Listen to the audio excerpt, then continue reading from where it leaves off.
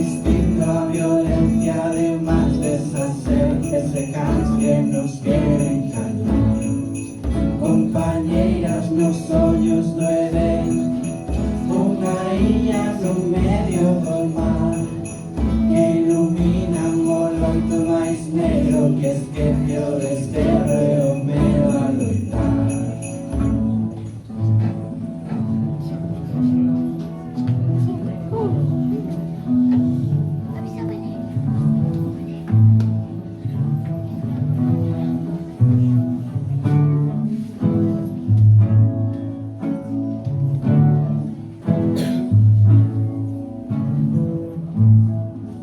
Cando as marcas se gravan na terra e a dor e a xentreira non deixa sorrir, as penurias van alén da fame, falta de entidade que axuda a vivir.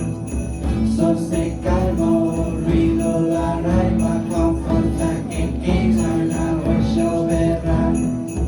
Queremos curar a fendedura, olvidar a tristura e voltar a comentar.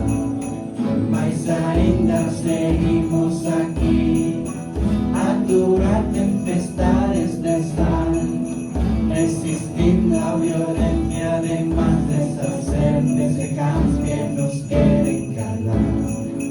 Compañeiras nos sonhos do Edén, unha illa no medio do mar, que iluminan o loito máis negro que esquece o desterro e o medo a loitar. E agora quimos rematar, desexarvos antes de marchar, que pasedes uns días ben felices coa xentes e amigos en este Nadal.